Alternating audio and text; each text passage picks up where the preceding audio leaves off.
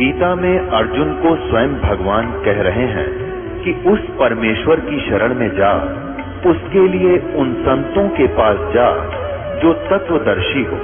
इसी प्रकार हजरत मोहम्मद को उनका अल्लाह कह रहा है कि कोई और पूर्ण परमात्मा है। उसको पाने के लिए उन तत्वदर्शी संत की तलाश कर। वो प्रभु कौन है, ये जानने के लिए कृपया अवश्य सुनिए जगत गुरु तत्वदर्शी संत रामपाल जी महाराज के अमृत वचन।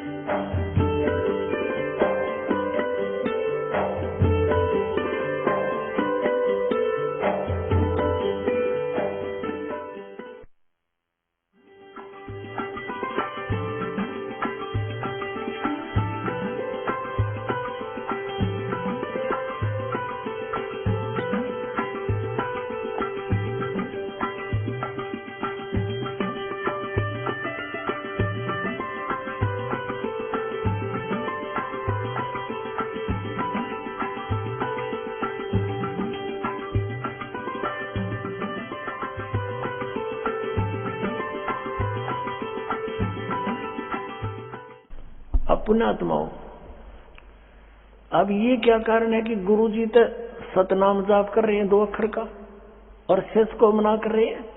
ये कभी हो सकता है? कारण क्या था? क्योंकि ये पक्के भगत थे परमात्मा के। इन्होंने भगवान से ये था जगत नहीं, और जगत के हित में था कि ये अब उस समय इसको गुप्त रखा जाता, ये हमारी भलाई में था।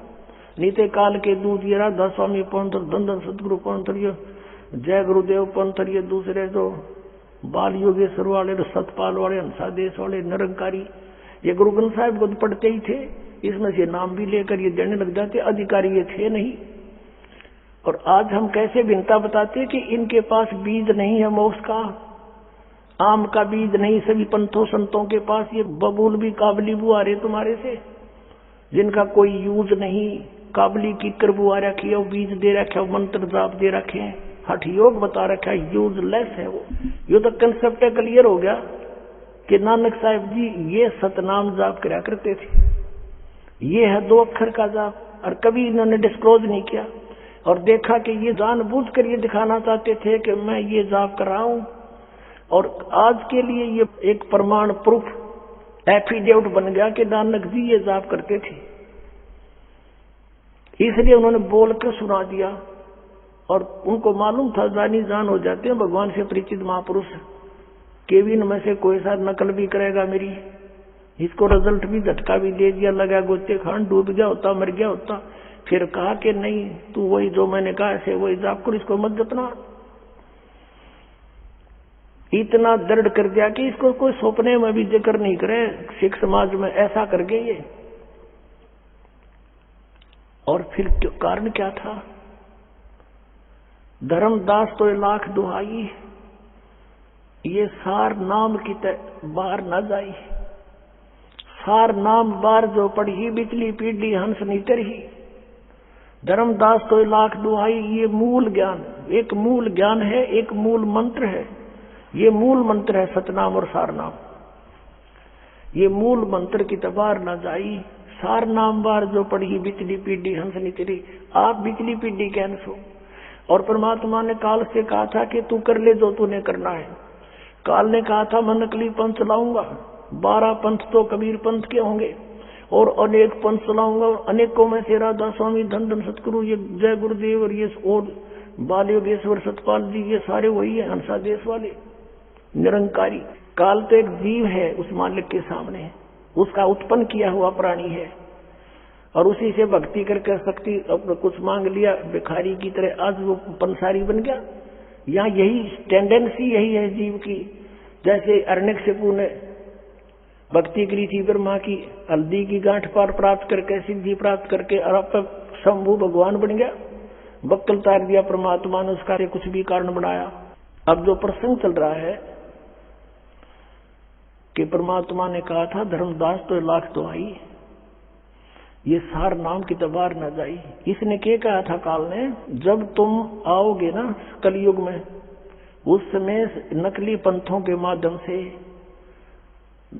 अनेक जीवों को ऐसा फंसा दूंगा कि तुम्हारी कोई बात नहीं सुने। कहा तुम्हारा जीव नहीं माने, हमारी ओढ़ हो बात बखाने। तो परमात्मा को पता था कि जब हम चोट लगाएंगे ना, एक कब तेरी इसको, मालिक को मालूम था कि जब तक इस काल के दूत सब कह सुन लेंगे, जो इनके पास ज्ञान है सारा उगल देंगे, उनकी पोथियां बन जाएंगी। और जब अपने दास को भेजूंगा, इन सब की पोथियों के सब के, ये टेलीविजन और ये किस लिए चले हैं? ये मानव सतर की अन्वेषण नहीं है, मानव सतर के दिमाग की खोज नहीं। इंटरनेट ये सब चैनल वगैरह बनवा दिए, ये परमेश्वर ने बनवाए, कबीर जी ने माइंड दिया इनको। क्योंकि अभी तक क्या होता रहा, शास्त्रार्थ होते थे, दो व्यक्ति बैठ जाते थे, वो अपनी बोलता था, वो अपनी कह देता था, जो ज्यादा स्पीड से बोल जाता वो विजयी हो जाता था, श्रोता उसका निर्णय करते थे। अशिक्षित जीत और हार का।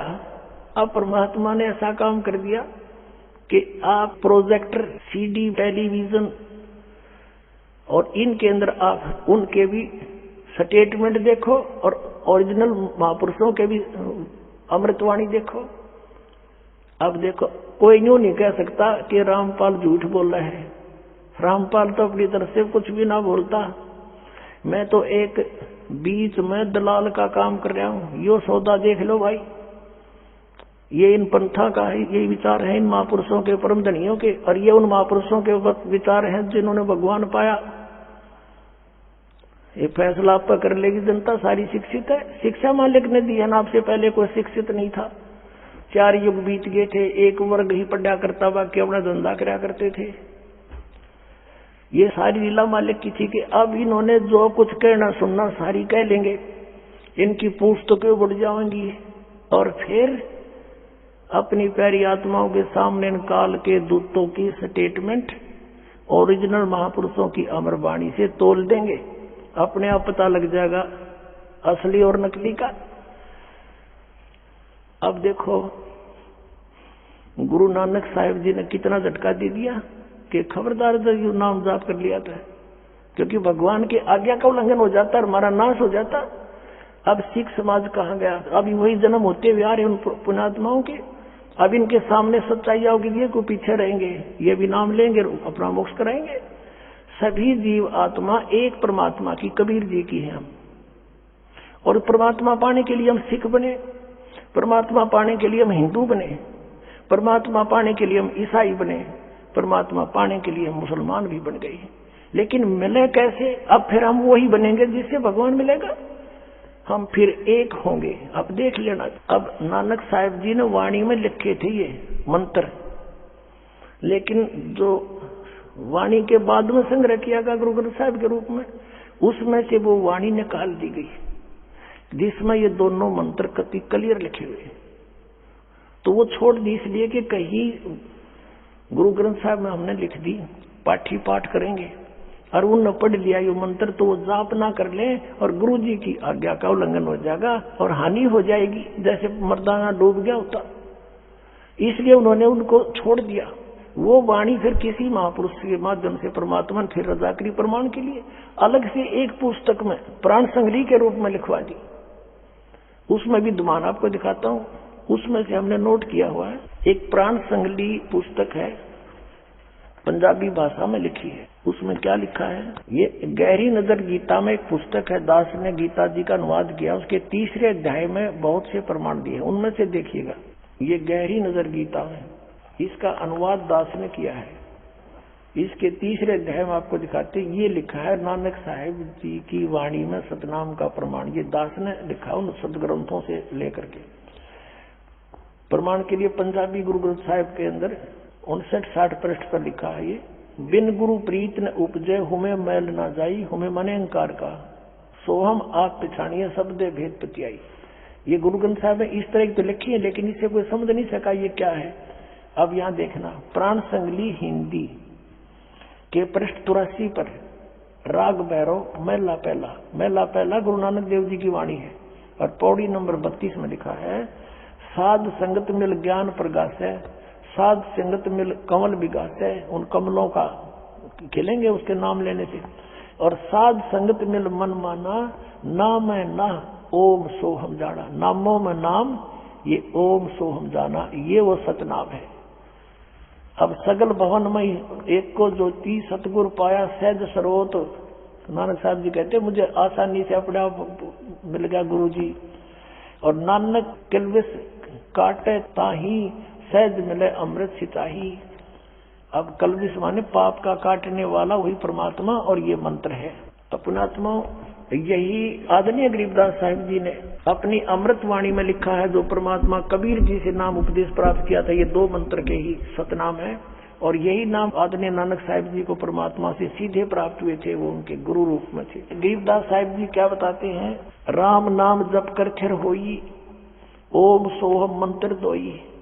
कहा पढ़े भागवत और गीता, मन जीता जिन त्रिभुवन जीता, मन जीते बिन झूठा ज्ञाना। और 4 वेद और 18 पुराना। क्या कहते हैं, कह कबीर निज नाम बिना मिथ्या जन्म गंवाया, निर्भय मुक्ति नियक्षरा गुरु बिन काहू न पाया। जो जन होवे जो हरि, और लेगा धन बिगलाए, और सोहम सोहम जप मरे बिठा जन्म गमाए। अब क्या करते हैं कि परमात्मा ने एक ये मंत्र अलग अलग भी दे रखे थे गुरु ग्रंथ साहिब में, और कुछ एक प्राणी जो नकली है वो केवल एक सोहम मंत्र जाप करने लगे। तो उसके विषय में कबीर साहब ने कहा कि सोहम सोहम जप मरे बिरथा जन्म गंवाया। कहते हैं ये सतनाम का जाप करना पड़ेगा, इस दोनों अक्षर के मंत्र का श्वास से जाप करना है।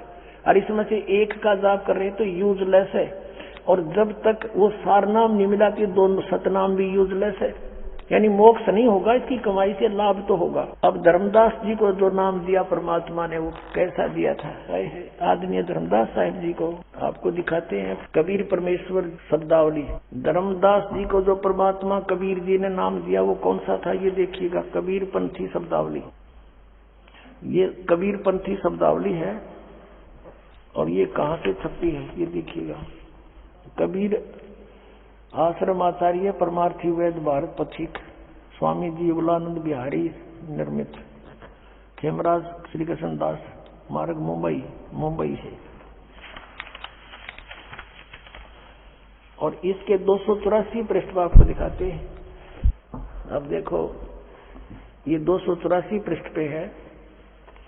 परमात्मा ने कहा कि अजप्पा जाप जपो बिन जिह्वा, मूल मंत्र अरहाद, बिना जीव के श्वास का जाप करना 2 मंत्र का। और यहाँ देखियो चौका की आरती जो नाम दिया जाता है उसके विषय में ये सब कुछ कहते हुए यहाँ आ जाते हैं। कहे कबीर 285 पे, कहे कबीर सुनो धर्मदासा, ओम सोहम शब्द प्रकाशा।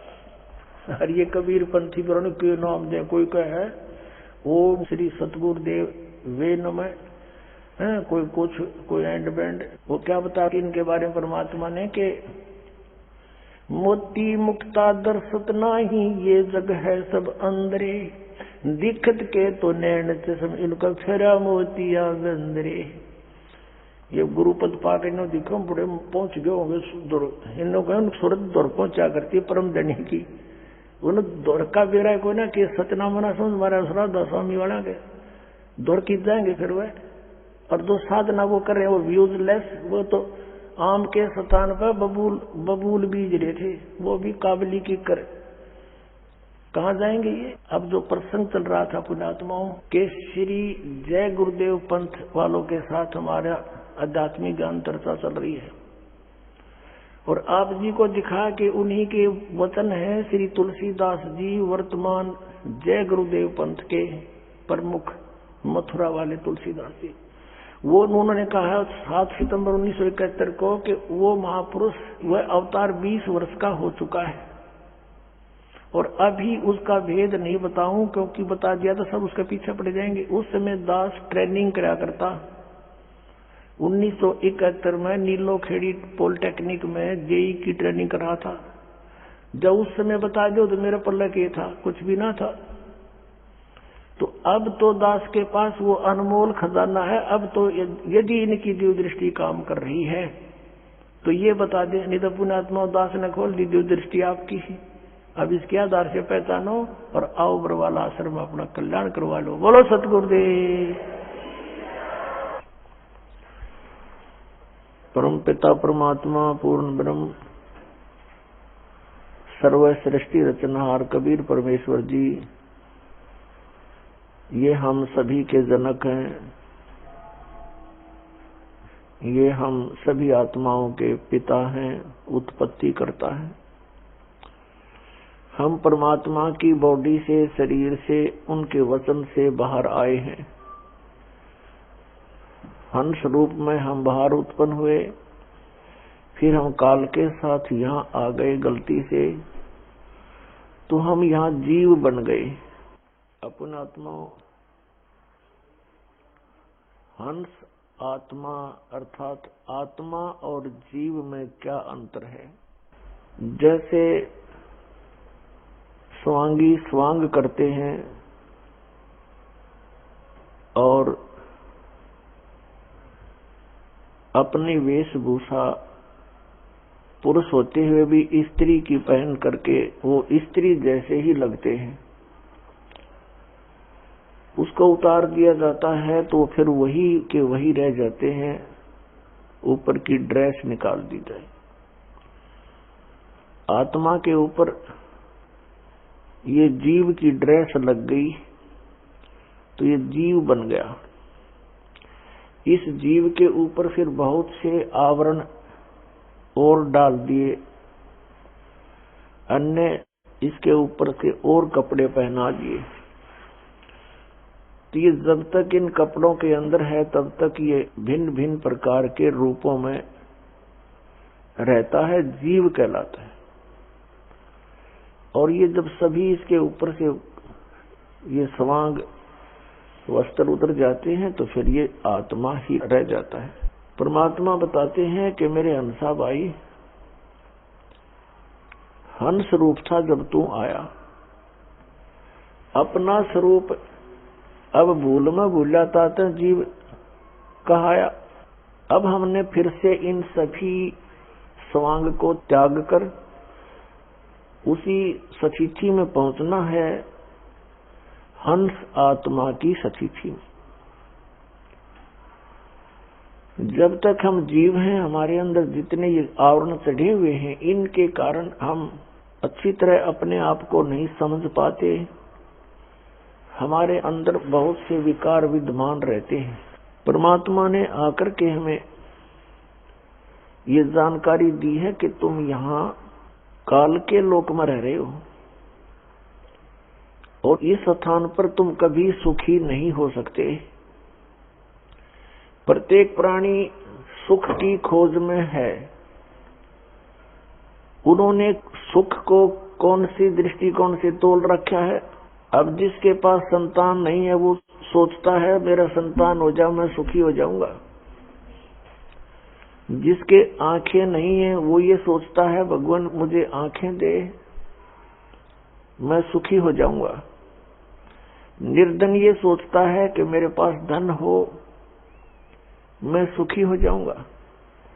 रोगी ये सोचता है मैं रोग मुक्त हो जाऊं मैं सुखी हो जाऊंगा। पुण्यात्मा, ब्लाइंड मैन इन आंखों वालों से पूछ ले कि वो कितने सुखी है। जिनके संतान नहीं है वो संतान वालों से पूछ ले वो कितने सुखी है। धनवानों से पूछ ले निर्धन के वो कितने सुखी है। और धनवान सोचते हैं राजा लोग सुखी हैं क्योंकि इनकी कमांड चलती है। इन राजाओं से पूछ लीजिए कोई सुखी नहीं। राजा लोग ये सोचते हैं सुख तो स्वर्ग में होता है। स्वर्ग के देवता सोचते हैं कि इंद्र को सुख होगा। इंद्र महादुखी, उसकी हिस्ट्री पढ़कर देखो इतिहास में, पुराणों में। इंद्र सोचता है कि ब्रह्मा विष्णु सुखी होंगे। ब्रह्मा विष्णु महेश की जीवनी देख लो कितने सुखी है। देवी पुराण के अंदर ब्रह्मा जी पूछते हैं विष्णु जी से कि आप देवेश्वर हो। ब्रह्मा की सोच से वो विष्णु जी को सर्वेश्वर मान रहा है और कह रहा है कि आप किसका ध्यान लगाए बैठे हो, समाधि लगाते हो। विष्णु जी कहते हैं कि मैं अधिकतर समाधि में रहता हूँ, तप करता हूँ और फिर राक्षसों के साथ युद्ध करता हूँ, उनको मारता हूँ जो दुखदायी तत्व है। कुछ थोड़ा बहुत समय मिलता है तो लक्ष्मी के साथ सुखपूर्वक व्यतीत कर पाता हूँ, अन्यथा मैं कभी तप करके अपने शरीर से कष्ट दे करके हठ योग करता हूँ, बैटरी चार्ज करता अपनी और सिद्धि प्राप्त करके फिर उन राक्षसों को मारता है, अपने पाप इकट्ठे करता है। देखो पुण्यात्माओं, विष्णु सुखी नहीं, ब्रह्मा और शिव एक कैटेगरी के समझो, शिव जी सुखी नहीं। जैसे एक समय भस्मागिरी तपस्या कर रहा था, शिव जी का उपासक शिव जी से भस्म कंडा मांग लिया और उसी के पीछे पड़ दिया कि मारूंगा तुझे, पार्वती को पत्नी बनाऊंगा। तो शिव जी कहाँ सुखी। परमात्मा कहते हैं तन धर सुखिया कोई नहीं देखा, और जो देखा सो दुखिया हो। उदय अस्त की बात करे मैंने सबका किया विवेका हो। घाटे बाद सब जग दुखिया के गृहस्थी बैरागी हो, और सुखदेव ने दुख के डर से गर्भ से माया त्यागी हो। जंगम दुखिया योगी दुखिया तपस्वी को दुख दूना हो। आशा तृष्णा सब में व्यापै कोई महल ना सुना हो। साच कहूं तो जग नहीं माने झूठ कही ना जाई हो। ये ब्रह्मा विष्णु शिव जी दुखिया जिन ये राह चलाई हो। सुरपति दुखिया भूपति दुखिया रंक दुखी बपरीती हो। कह कबीर और सब दुखिया एक संत सुखी मन जीती हो। यदि तुम यहां सुख खोज रहे हो वो आपकी भारी भूल है। परमात्मा ने अपने सच्चिदानंद गणब्रह्म की वाणी में, कबीर वाणी में कहा है, उसमें कुछ फार्मूले बताए हैं इस काल के लोक में जीने के लिए और आत्म कल्याण करवाने के लिए। इस फार्मूलों में से एक ये भी फार्मूला है कि ज्यों राखे त्यों ही रहूं, हमरा क्या चारा, और खाने जाद खरीद हूं गुलाम तुम्हारा। परम संत की खोज करके उस पूर्ण परमात्मा की भक्ति में लीन हो जावे और फिर परमात्मा से यही प्रार्थना करे कि जैसे आप रखो प्रभु अपने बच्चे को, उसी तरह रखना। जो राखो तो ही रहूं, जैसे राखोगे ऐसे ही रहूंगा मैं। और फिर कहते हैं राज्य क्रमता राम की रजा धरे जो शीस, दास गरीब दरस परस तिस बैठे जगदीश।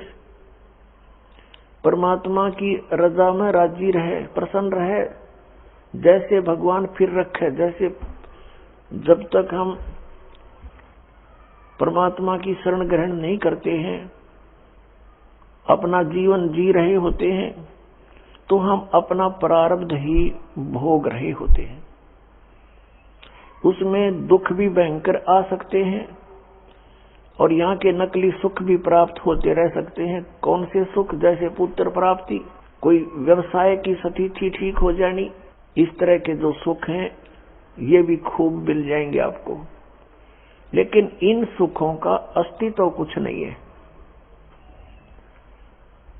ये आपके काम के नहीं हैं। आपके पास अरब संपत्ति होगी, अरबों की, अगले दिन आपकी मृत्यु होगी। वह संपत्ति आपकी कहाँ थी? आपके संतान है, पुत्र पुत्री है, पोते पोती होगे, देवता देवती होगे। आप मृत्यु के उपरांत पशु योनि प्राप्त कर गए, कुत्ते में घूम रहे हो, सैर सपट्टा करते उन गलियों के आगे से, आपको टूक भी ना डालने हुए। कहने का भाव ये है कि इस स्थिति को समझकर, यहाँ के सब इन कर्मों और आध्यात्मिक मार्ग को समझकर हमने अपने जीवन को एक सुचारू करना है। जब तक हम परमात्मा की शरण में नहीं है तो दोनों प्रकार के आपके ऊपर वो संस्कार प्रभावी रहेंगे। जब आप परमात्मा की शरण में परम संत के माध्यम से आ जाते हो, फिर आप अपनी मर्जी मत चलाओ। अपने यहाँ दीर्घ रोग लगा हुआ है जन्म और मृत्यु का, और हमने ये रोग कटवाना है। ये भयंकर जो है रोग है आपका, और ये बीमारी सबका लगी हुई है। ये ब्रह्मा विष्णु महेश का भी यही बीमारी है, इनको भी जन्म मृत्यु का रोग है।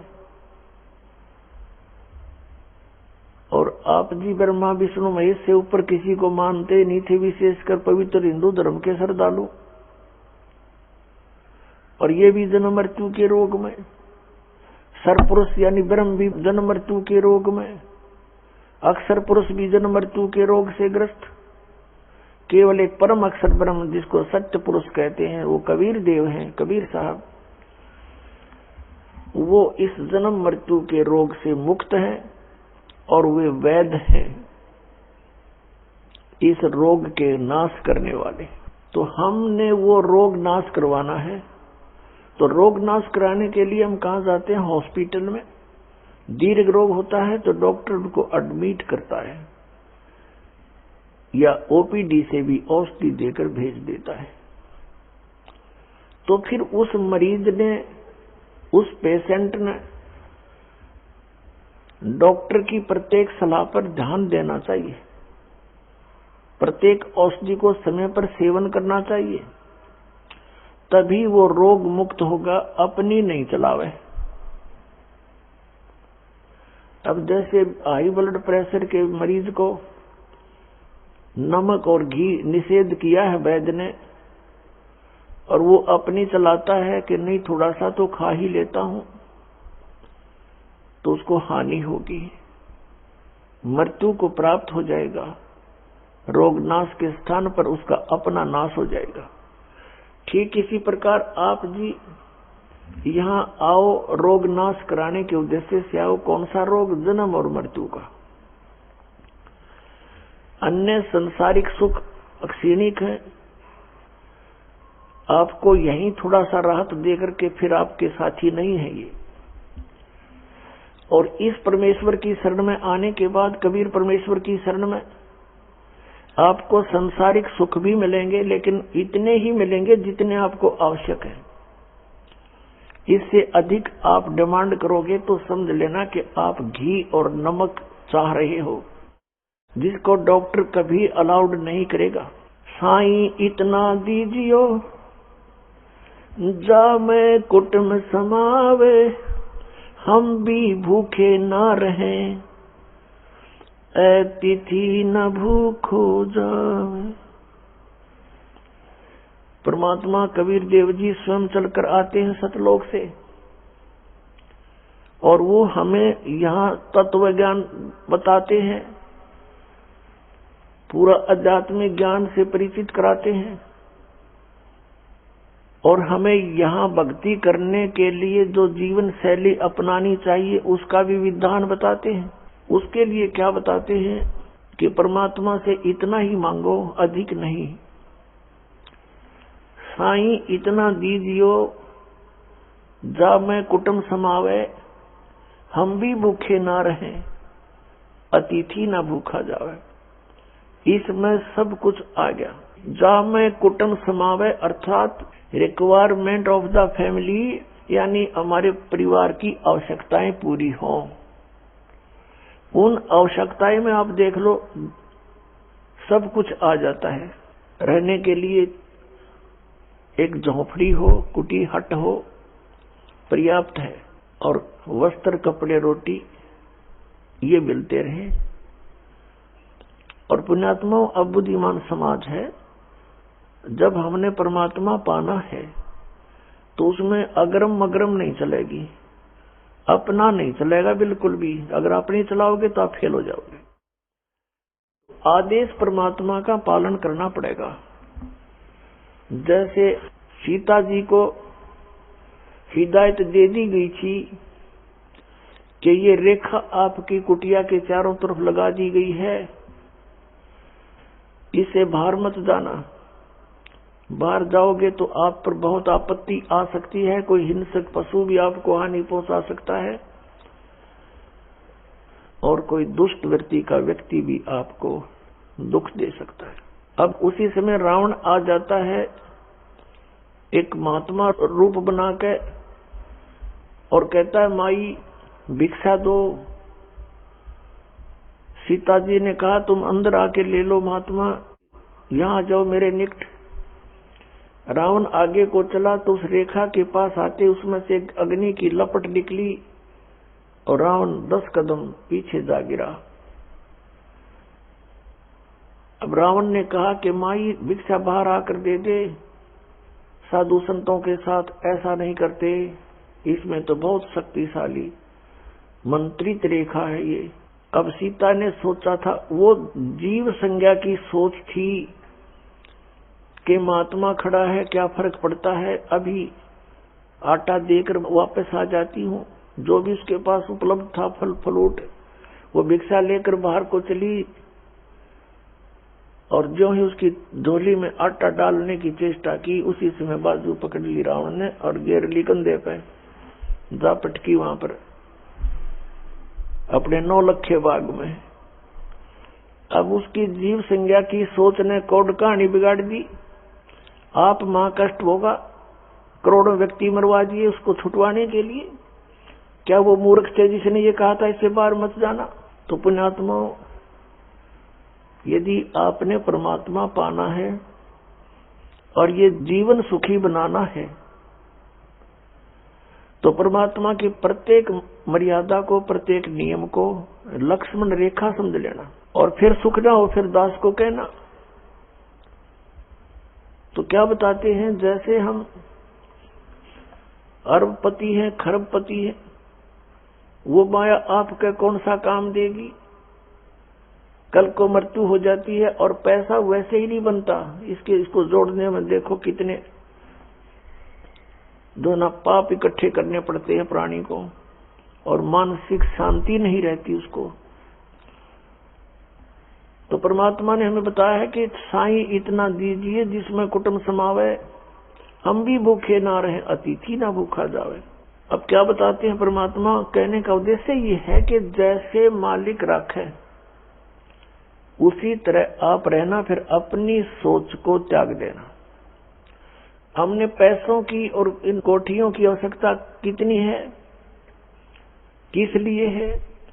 मकान बनाना इसलिए आवश्यक है, चाहे वो किसी टाइप का हो, झोपड़ी हो, कुटिया हो, कच्चे या पक्की छत हो, जैसी भी हो। उसका उपयोग कहाँ करते हैं, उसका प्रयोजन क्या है कि गर्मी सर्दी से हमारे शरीर की, बॉडी की रक्षा करें और वर्षा आधी से भी बचाव बने, हमारे कपड़े गिल्ले ना हो, हम सुरक्षित बैठकर चैन से रात काट सकें और भगवान को याद कर सकें। औरतें 10 कोठियां बना रखी हैं, एक कोठी में 10 कक्ष हैं, व्यक्ति एक कक्ष के और एक चारपाई पर 3x6 के इतना स्थान मुश्किल से ग्रहण करता है और बाकी वह क्या है, वो बकवाद है, व्यर्थ है। कहने का भाव ये है कि हमने परमात्मा की प्रत्येक मर्यादा को पालन करके सफल होना है। हम विवाह करते हैं बेटे और बेटियों का, कितनी बकवाद कर रखी है, कैर बना रखा है यू हमने अपने आप ही, अपनी बुद्धि से, जीव संज्ञा से। बच्चों का विवाह करना है, सिंपल वे से कर दो, ब्याह तो करना है, उनका संयोग जोड़ा जाड़ा परमात्मा का वही जुड़ता है और उनका विवाह कर दो सिंपल वे से, समस्या हल हुई। इसी कारण से इन बेटियों को बोझ बना लिया जो गऊ जैसा धन होता है। अब हमने इस तरह अपने इस पसरे हुए समाज की कुरीतियों को, रीतियों को भी ठीक करना है, तब हम हल्के होकर भक्ति कर सकेंगे। अब थोड़ा सा समय अवश्य लगेगा, लेकिन बुद्धिमान समाज को स्वीकारना पड़ेगा। अब जैसे किसी भी कारण से कपड़ों का आदान प्रदान करते हैं लोग, दिखावा है, वो ड्रामा है। किसी के पुत्र प्राप्ति होती है उसके लिए दुगले ले चलेंगे, माता बहन वीर, बुआ वीर, रिश्तेदार भी को जान पहचान वाले भी उसका 50 कपड़े दे रहे हैं और पैर को ना 10 साल फिर वो बड़ा हो जाए, वो व्यर्थ हो जाए, व्हाट इज यूज। तो इस तरह की जो बातें हैं, जो परंपरा पड़ी हुई है, उसको भी हमने सेट करना होगा और तभी हम सुखी होंगे। कोई त्योहार मनाते हैं, उसके ऊपर बहन को देकर आते हैं 100-200 रुपए का और किराया ला देते हैं 400 रुपए। अब उस बहन को क्या उन 200 रुपए के आइटम आप लेकर गए, वो वहां उपलब्ध नहीं थे? और बहन जब इस मार्ग से परिचित होगी, वो बिल्कुल ग्रहण नहीं करेगी आपसे कुछ भी, क्योंकि वो उसके ऊपर भार बनता चला जाएगा और फिर एक संस्कार बनता चला जाएगा। ये संस्कार हमें फिर यही पटक देता उठा करके। अब प्रसंग चल रहा है कि तन धर सुखिया कोई नहीं देखा, और जो देखा सो दुखिया हो। उदय अस्त की बात करे मन सबका किया विवेका हो। कहते हैं घाटे बाद सब जग दुखिया, क्या गृहस्थी बैरागी हो। गृहस्थी तो लाभ हानि में वही दुखी, क्योंकि लाभ हो गया तो फिर सो चिंता उसको, इसको कहाँ लगाऊं। लाभ हो गया जैसे 20,000 रुपए का, और आगे काम करना चाहता है वो 1 लाख में शुरू होगा। 80,000 रुपए कर्जा ले लिया, काम ठीक चला नहीं, सरदर्द हो गया, उस लाभ से फिर हानि होगी, वो चिंता। लाभ हुआ जब चिंता किसको कहाँ सेट करूं, और हानि तो आपे ही चिंता का विषय है। घाटे बाद यानी हानि लाभ से सब जग दुखिया, के गृहस्थी बैरागी हो। जैसे घर त्याग कर जंगल में जा बैठा, वन में बैराग ले लिया, और वहां जाके क्या होगा, जाते ही भूख लगेगी, सर्दी है तो सर्दी दुखी करेगी, वर्षा आएगी वर्षा, ओले आगे ओले टाट में लगेंगे। फिर उसके लिए उसने वहां सारा सांग जोड़ना पड़ेगा, कोई झोपड़ी भी डालेगा या कोई गुफा बनावेगा। भूख लगी रोटी मांगने के लिए गांव में आवेगा, बता सारा सांग जो का, तो फिर क्या फायदा वहां जाने का। परमात्मा कहते हैं डेरे डंडे खुश रहो और खुश रह लेनी मोक्ष। जो प्रहलाद पार हो गए फिर डेरे में के दोष। और जो जंगल में चले जाते हैं वन में, वो केवल मात्र ड्रामा कर रहे हैं, क्योंकि उनकी साधना शास्त्र विरुद्ध है, उनको ज्ञान नहीं। और उनकी देखकर उस ऊट पटांग सी साधना को रहने के करने को हम उसे प्रभावित होकर के मान लेते हैं कि तो बड़ा महान आत्मा है। परमात्मा बताते हैं अपनी अमृतवाणी में, केले की कोपीन है जो फूल पान फल खाही, और नरक का मुख नहीं देखते जो बस्ती निकट ना जाही। वो जंगल के रोज हैं और मनुष्यों विद के जाही, निस्दिन फिर उजाड़ में भगवान मिले नाही। एक व्यक्ति बता रहा था कि मैं इधर चला गया ऋषिकेश साइड में, वहां कुछ व्यक्ति बैठे थे, 30-40 वर्ष पहले की बात है। और उनसे मैंने पूछा आप कैसे यहाँ बैठे हो। उन्होंने बताया कि इस जंगल में एक बहुत बड़ा महात्मा रहता है, नींव वस्त्र रहता है, और केवल केले के पत्तों से अपने गुप्तांग को ढक के रखता है, और वो कभी कभी बाहर को निकलता है, जिसको दर्शन हो जाए उसका बेड़ा पार हो जाता है। हम देख रहे हैं कि शायद आ जावे। तो उनमें से एक कह रहा था कि एक दिन मैं ऐसे ऐसे यहाँ बैठा था, अचानक वो निकल आए और मुझे देखते ही एकदम वापस फिर गए और भाग कर बहुत गहरे जंगल में चले गए। दर्शन हो जाते तो बेड़ा पार हो जाता। और कहते हैं वो कहीं मांगने नहीं आता, वही फल पत्ते फूल वगैरह खा करके रहता है। इसके विषय में सूक्ष्म वेद के अंदर परमेश्वर ने कहा, कबीर सच्चिदानंद घन ब्रह्म की वाणी में, कि केले की कोपीन है, यानी लंगोट बना रखा केले के पत्ते का, और फूल पान फल खाही, फूल फल पत्ते खा के गुजारा कर रहे हैं, और नरक का मुख नहीं देखते, वो आदमियों के निकट नहीं आता, नरक का मुख नहीं देखते, और बस्ती निकट न जाही। वो जंगल के रोज हैं, नील गाय जिसको कहते हैं, भटकते फिर धक्के खाते अंडे जंगल में, घास फूस खावे, क्या उनको भगवान मिल जाएगा। वो जंगल के रोज हैं जो मनुष्यों बिद के जाई, आदमियों ने देख के बिद के डरे, लुक जाते छुप जा जंगल में जा करके। वो तो जंगली जानवर हैं, वो महात्मा नहीं है। और निश्चन फिरो उजाड़ में न्यो परमात्मा पावे नहीं। ऐसे बेशक से कहीं भटकते रहो इस जंगल में, बियाबान में, ये विधि परमात्मा पाने की नहीं है। फिर परमात्मा क्या बताना चाहते हैं कि घाटे बाद सब जग दुखिया के गृहस्थी बैरागी हो, और सुखदेव ने दुख के डर से गर्भ में माया त्यागी हो। सुखदेव जी को पता चला मां के गर्भ में, क्योंकि इस प्राणी को वहां याद रहता है कि तू कितनी बार कितने कष्ट उठा चुका है, कितनी बार तेरी पशु योनियां और अन्य प्राणियों की योनियां प्राप्त हो चुकी है तुझे।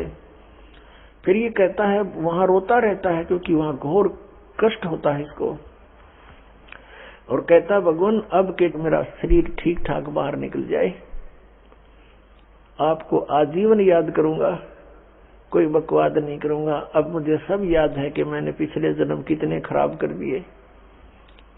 बाहर आते ही फिर इसके ऊपर ये तीनों गुण, रजगुण ब्रह्मा, सतगुण विष्णु, तमगुण शिव जी का एक एक इंजेक्शन लग जाता है तुरंत, और फिर ये अचेत हो जाता है। इसको नए सिरे से पढ़ाई कराई जाती है, ये तेरा चाचा, ये तेरी चाची, ये ताऊ, ये मामा, ये फूफा, माँ, और ये भाई बहन पिता, इसको कुछ नहीं याद में कहा था, गुग्गू बना दिया जाता है ये। फिर परमात्मा आते हैं इसको चेताने के लिए, इस बोली आत्मा को, तू कहाँ फंसा पड़ा है, इस झूठे सुख को सुख कह तू मान रहा मनमोद, ये सकल सबीना काल का कुछ मुख में कुछ बोध।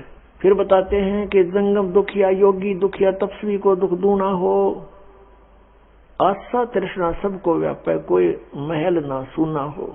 इच्छाएं सबके अंदर विद्यमान है, चाहे कोई गृहस्थी है चाहे बैरागी है, और जब तक ये अननेसेसरी रिक्वायरमेंट आपके हृदय में धरी रहेंगी, अनावश्यक इच्छाएं जो तुम करते रहते हो यहाँ की बगैर ज्ञान के, तो सुख नहीं, शांति नहीं, मोक्ष नहीं हो सकता। फिर बताया है कि साच कहूं तो जग नहीं माने, और झूठ कही ना जाई हो, ये ब्रह्मा विष्णु शिव जी दुखिया जिन ये राह चलाई हो। फिर बताया कि सुरपति दुखिया भूपति दुखिया, भूपति माने पूरी पृथ्वी का शासक है, और सुरपति माने देवताओं का मालिक यानी इंद्र। सुरपति दुखिया भूपति दुखिया, रंक दुखी बपरीती हो। अब सारी पृथ्वी का शासक भी दुखी और देवताओं का राजा भी दुखी। फिर स्वर्ग में सुख कितना हो गया, कहां से हो गया। फिर क्या इसका निष्कर्ष निकाल रहे हैं परमात्मा कि कहे कबीर और सब दुखिया, एक संत सुखी मन जीती हो। अब मन जीती संत कौन होगा, जो गुरु की मर्यादा में रहता है, वो मन जीती। वैसे मन पर काबू नहीं हो सकता, और परम पिता परमात्मा पूर्ण ब्रह्म की शरण में आने से, गुरु मर्यादा में रहने से इस मन पर विजय पाई जाती है। उसके लिए ये फाउल पॉइंट हैं जो आपको मर्यादा बताई जाती है। तो पुण्यात्माओं, जैसे बच्चा गेम खेलता है, खेल खेलता है, उसके लिए कुछ पॉइंट होते हैं, उनको डिस्टर्ब होने से वो फाउल हो जाता है, और फाउल होते ही उसको उस गेम से बाहर निकाल दिया जाता है, तो उसका वो गेम उसके हाथ से निकल गया। तो इसी प्रकार आप जी परमात्मा के इस गेम के प्लेयर हो, इस खेल के खिलाड़ी हो। आप जी ने सभी ने मर्यादा में रहना है, कहीं फाउल ना हो जाऊं। तो इस प्रकार हम इस डर से जो गुरु मर्यादा में रहेंगे तो हमने मन जीत लिया। आप देखोगे आपके साथ में पड़ोस में विवाह हो रहा है बेटा या बेटी का, और वो पूरा उद्मस्ता रहेंगे, डीजे लावेंगे, नाचे कूदेंगे, 100 फंड करेंगे, कोई कार देगा, कोई कोठी देगा अपनी बेटी बेटियां ने, या कोई दहेज मांगेगा। तो आपको अगर ये माल्य की वाणी और ये ज्ञान याद रहेगा तो आप हंसोगे उनकी मूर्खता पर। कहते हैं ना जाने काल की कर डारे, किस विध ढल जा पासावे, और जिना ते सिर ते मौत खुड़क दी उन्होंने केड़ा हंसावे। यहाँ क्या पे खुशी मनावे। एक बहुत बड़ा अधिकारी था, रिटायर होने से पहले उसने अपनी पुत्री का विवाह करना सोचा कि अब मुझे सारे मेरे अंतर्गत जितने अधिकारी हैं सभी कोई ना कोई गिफ्ट देगा मेरी बेटी को। रिटायर होने से 6 महीने पहले उसने अपनी बेटी का विवाह किया। जिस विभाग का वो प्रधान था उस विभाग के बड़े बड़े अधिकारी कोई 20,000 रुपये दान दे रहा है, कोई सोने की अंगूठी दे रहा है, नरे दान उस दिवा दिए बेटी ताई।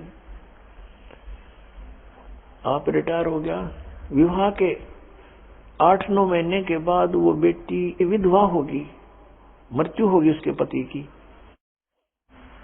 अपने आत्मा जो उसने अपने जीवन में बताया था वो सारा ला दिया ब्याह में।